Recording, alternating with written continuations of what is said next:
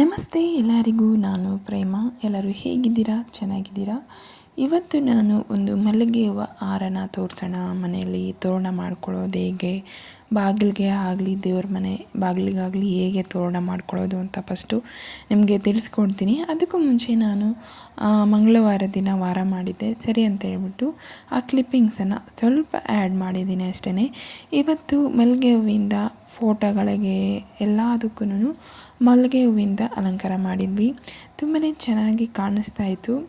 ಈಗ ಅಲಂಕಾರ ಎಲ್ಲ ಮಾಡಿ ಪೂಜೆ ಮಾಡಿ ಮುಗಿಸಿದ್ದಾಯಿತು. ಒಂದು ಲುಕ್ ನಿಮಗೆ ತೋರಿಸೋಣ ಅಂತೇಳಿ ತೋರಿಸಿದ್ದೆ. ಹಾಗೆ ಇವತ್ತು ನೈವೇದ್ಯಕ್ಕೆ ಬಂದು ರಸಾಯನ ಮಾಡಿದ್ದೆ, ಬಾಳೆಹಣ್ಣನ್ನು ಇಟ್ಟಿದ್ದೆ, ಇಷ್ಟೇ.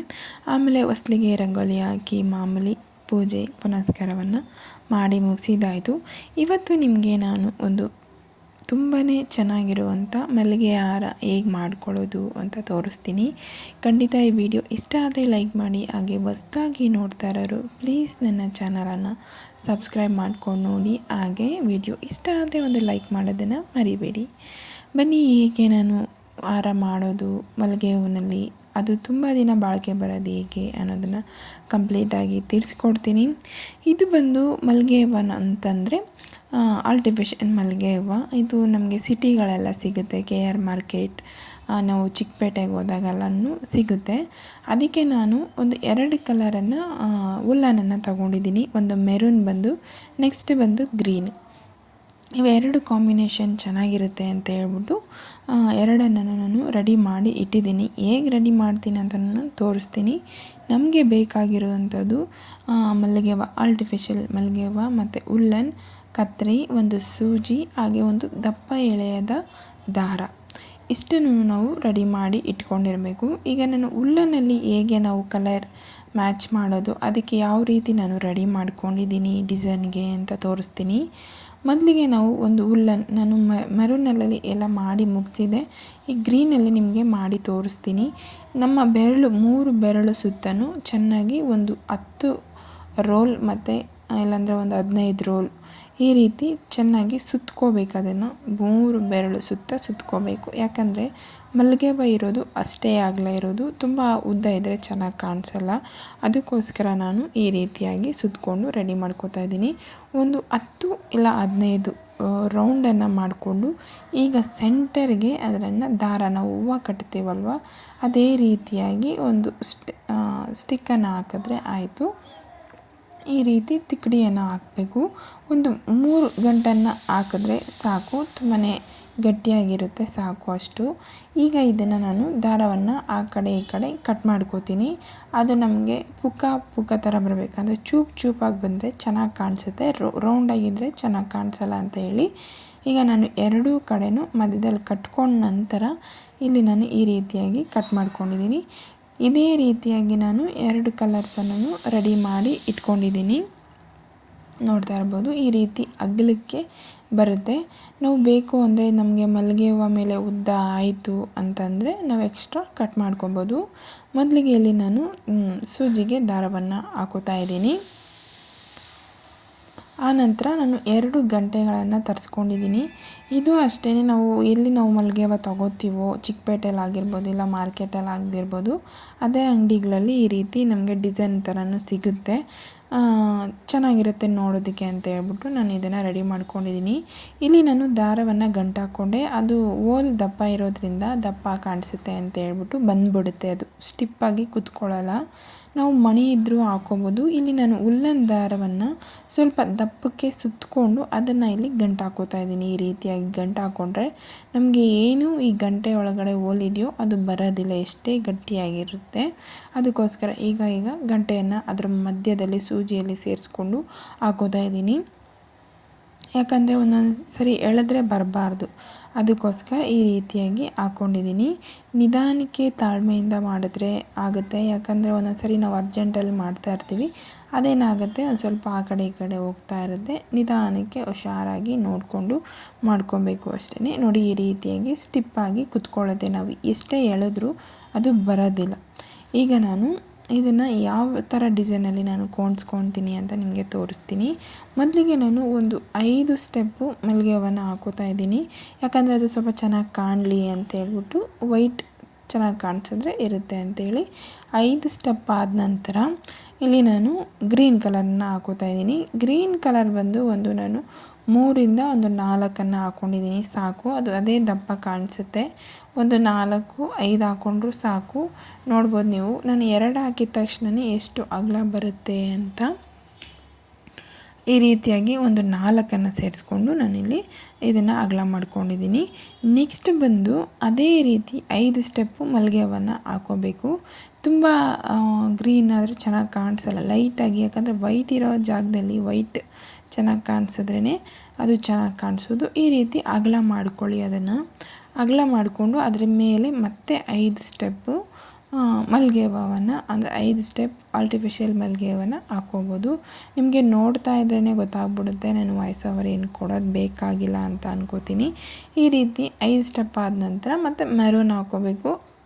ಮತ್ತು ಮೆರೂನ್ ಹಾಕ್ಕೊಂಡು 5 ಸ್ಟೆಪ್ ಆದ ನಂತರ ಗ್ರೀನನ್ನು ಹಾಕ್ಕೋಬೇಕು. ಇಲ್ಲಿ ನಾನು 3 ಸ್ಟೆಪ್ಪನ್ನು ಹಾಕ್ಕೊಂಡಿದ್ದೀನಿ, ಚೆನ್ನಾಗಿ ಕಾಣಿಸುತ್ತೆ ಅಂತ ಹೇಳ್ಬಿಟ್ಟು.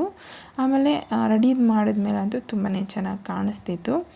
ಈಗ ನಾನು ಮತ್ತೆ ಮೆರೂನನ್ನು ಹಾಕೋತೀನಿ.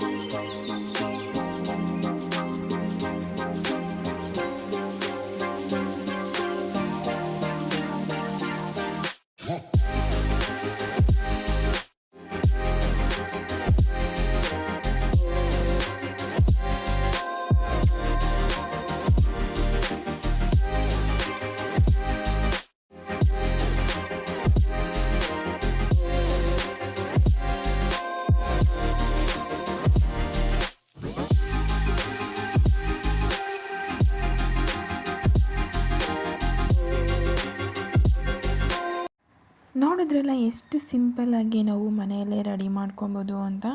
ಈ ವಸ್ತುಗಳನ್ನು ನಿಮಗೆ ಚಿಕ್ಕಪೇಟೆಯಲ್ಲಿ ಸಿಗುತ್ತೆ, ಇಲ್ಲ ಮಾರ್ಕೆಟಲ್ಲಿ ಸಿಗುತ್ತೆ. ನೀವು ಯಾವತ್ತಾದರೂ ಹೋಗಿ ತಂದಾಗ ತುಂಬಾ ಚೆನ್ನಾಗಿ ಕಾಣಿಸ್ತಾ ಇರುತ್ತೆ. ಸಿಂಪಲ್ಲಾಗಿ ಲುಕ್ ಅನ್ನೋದು ಚೆನ್ನಾಗಿ ಕಾಣಿಸ್ತಾ ಇರುತ್ತೆ. ಈ ಪುಟ್ಟ ವಿಡಿಯೋ ನಿಮ್ಮೆಲ್ಲರಿಗೂ ಇಷ್ಟ ಆಗಿದೆ ಅಂದ್ಕೊಂಡಿದ್ದೀನಿ. ಇಷ್ಟ ಆದರೆ ಲೈಕ್ ಮಾಡಿ, ಹಾಗೆ ಸಪೋರ್ಟ್ ಮಾಡೋದನ್ನು ಮರಿಬೇಡಿ.